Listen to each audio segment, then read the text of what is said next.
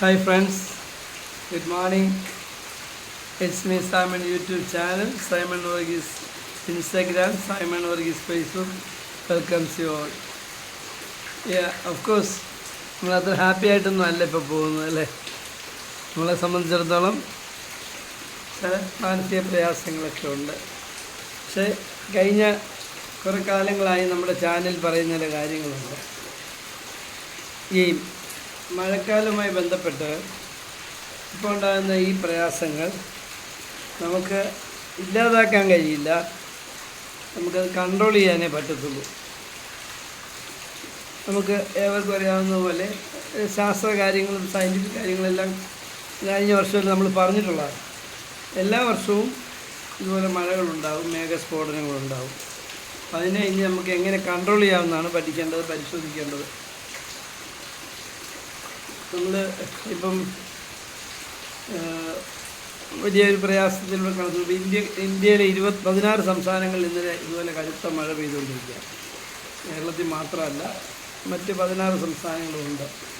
എന്നാൽ കേരളത്തിൻ്റെ ഒരു വ്യത്യസ്തതയുണ്ട്.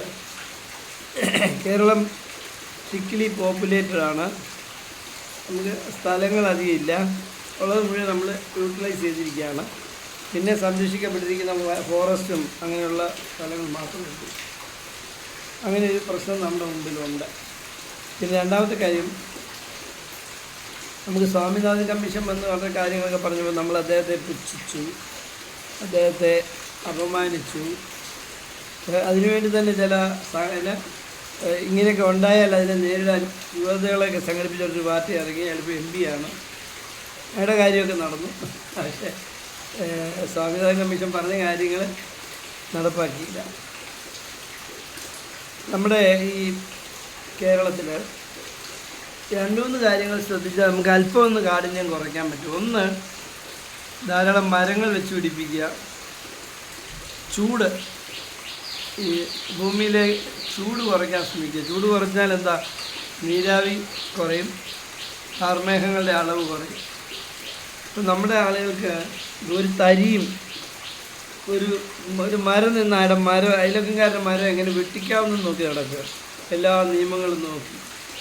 ഞാൻ പഞ്ചായത്ത് സെക്രട്ടറി ആയത് എന്തുമാത്രം പേരെ ഉപദേശിച്ച് നേരെയാക്കിയിട്ടുണ്ട്. ഒരു ചെറിയ ഇല വീണാൽ പോലും ആ ഇല എന്തിനാണ് എൻ്റെ പറമ്പിൽ വീഴുന്നതെന്ന് ചോദിക്കും. അങ്ങനെ വീഴാൻ നിയമമുണ്ട്. ജീവനും സ്വത്തിനും നഷ്ടപ്പെടാത്ത വൃക്ഷങ്ങൾ വെട്ടിമറിക്കാൻ വകുപ്പൊന്നുമില്ല.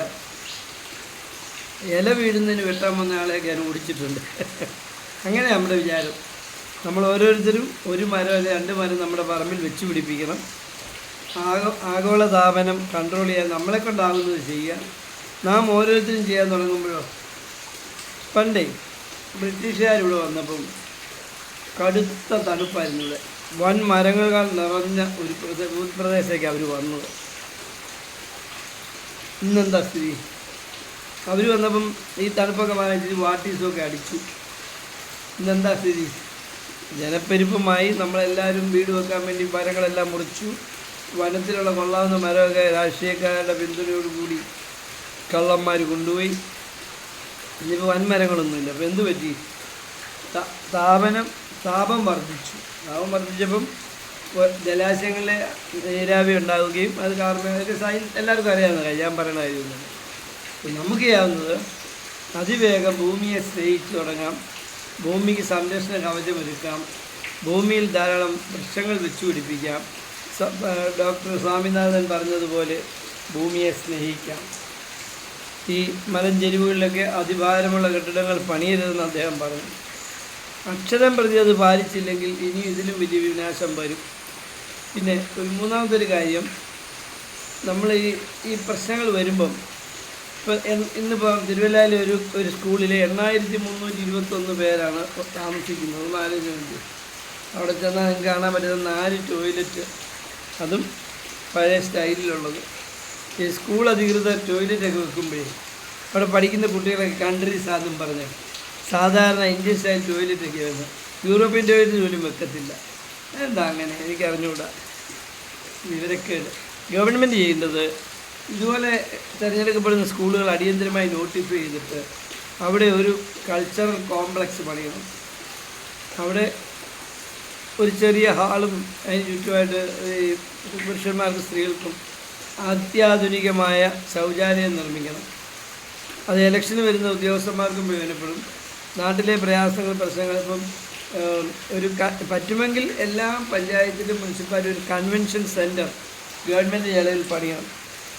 അങ്ങനെ പണിയുമ്പം ഗ്രൗണ്ടിൽ പാർക്കിംഗ് ആയിരിക്കണം, ഫസ്റ്റ് ഫ്ലോറിലായിരിക്കണം കൺവെൻഷൻ സെൻറ്റർ. അങ്ങനെ വന്നാൽ വെള്ളം പൊങ്ങിയാലും നമുക്ക് അവിടെ ആളുകളെ താമസിപ്പിക്കാൻ പറ്റും. അവിടെ നല്ല ഒരു കിച്ചൺ ഉണ്ടായിരിക്കണം. കൺവെൻഷൻ സെൻറ്ററിന് കുറേ ഗ്രീൻ റൂംസ് വേണം. അത് ഇച്ചിരി ഇൻവെസ്റ്റ്മെൻറ്റ് വരുന്നതാണെങ്കിൽ അങ്ങനെ ചെയ്യുക. അത് ഈ സിയാൽ വളർന്നതുപോലെ വേണമെങ്കിൽ ആ നാട്ടിലെ ജനങ്ങളെ കൂടി ഗവൺമെൻറ് 1 കോടി രൂപ ഓഫർ ചെയ്യുന്നു, MLA 50 ലക്ഷം രൂപ ഓഫർ ചെയ്യുന്നു, MP 1 കോടി ഓഫർ ചെയ്യുന്നു, 2.5 കോടിയായി. പിന്നെയും ഒരു 4-5 കോടി വേണമെങ്കിൽ സിയാൽ മോഡലിൽ പബ്ലിക് പ്രൈവറ്റ് പാർട്ടിസിപ്പേഷനിൽ അത് പണിയാം. അങ്ങനെ വന്നാണ് ഗുണം. പ്രൈവറ്റ് വന്നു കഴിഞ്ഞാൽ